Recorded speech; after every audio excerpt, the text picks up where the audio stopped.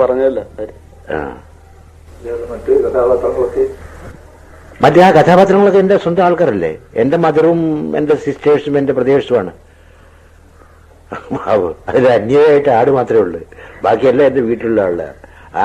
ആ വീടൊക്കെ ഇപ്പോ പരിഷ്കരിച്ച് എന്റെ അനിയൻ അബൂബക്കർ അതെല്ലാം പൊളിച്ചു പണിത് പുത്തൻ വീടാക്കി. ഞാനവിടെ ഒരു വീട് പണിതിരുന്നു. അപ്പൊ അതിന് വാശിക്ക് അവനോടൊന്നുണ്ടാക്കിയതാണ്. കാശന്റെ വാങ്ങിച്ചാണ്. ബസ് ഈ കൊടുങ്ങല്ലൂരിന് ഇവനേതാണ്ട് ഒരു ഞാനൊരുമാതിരി ചെറിയ ഒരു ഇതുമാതിരിയുള്ള കാലത്ത് എനിക്കറിയാം. ഇവനെയും നമ്മുടെ MT വാസുദേവൻ നായരെയും ഞാൻ വീട്ടിലേക്ക് ഒരു ക്ഷണമുണ്ട്.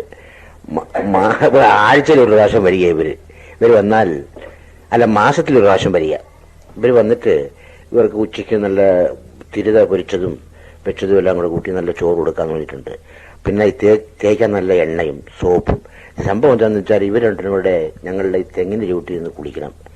ഇവരുടെ ദേഹത്തുള്ള ഇതുണ്ടല്ല രാസവളങ്ങൾ അത് തെങ്ങിനെ വീഴും. എന്ത് സംഭവം എന്ന് പറഞ്ഞാൽ ഇവനും MT വാസുദേവനും കുളിക്കില്ല.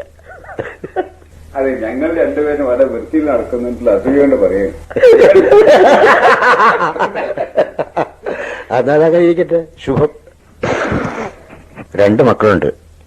മൂത്തത് മകളാണ് ഷാഹിന ബഷീർ, ചേന്നമംഗലൂർ ഹൈസ്കൂളിൽ പഠിക്കുന്നു. പിന്നെ മോൻ ഇവിടെ ഏഡൻ നഴ്സറി സ്കൂളിൽ പഠിക്കുന്നു. നമ്മുടെ സർക്കാർ ഒരു 200 രൂപ രാഷ്ട്രീയ പെൻഷൻ തരുന്നുണ്ട്. അതൊരു വലിയ അനുഗ്രഹമായിപ്പോയി.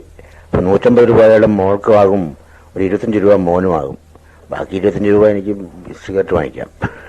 ഇവർക്ക് പശുവുണ്ട്, ആടുകളുണ്ട്, എരുമയുണ്ട്.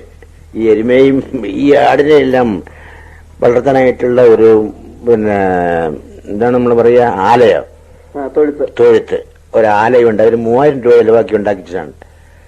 എന്നിട്ട് പിന്നെ നമ്മുടെ പുല്ല്, വൈക്കോല്, ഓക്കേപ്പൊടി, കിഴങ്ങ് പൊടി, മറ്റേ പിണ്ണാക്ക് ഇതെല്ലാം വാങ്ങിക്കാൻ ഞാൻ കാശ് കൊടുക്കണം. പശുവും ആടിനെയും കറന്നിട്ട് ഇവള് പാല് വിൽക്കും.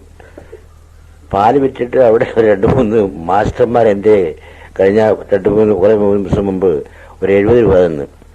അത് ഇവള് ചോദിച്ചിട്ട് ഞാൻ കൊടുത്തില്ല.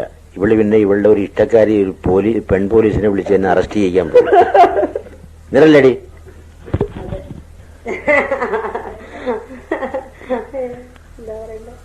പിന്നെ താമ്രപത്രം 2 താമ്രപത്രമുണ്ട് എനിക്ക്. ഇപ്പൊ ഇന്ത്യയിലധികം ആൾക്ക് 2 താമ്രപത്രം കിട്ടിയിട്ട് ആളുടെ ചുരുക്കമായിരിക്കും.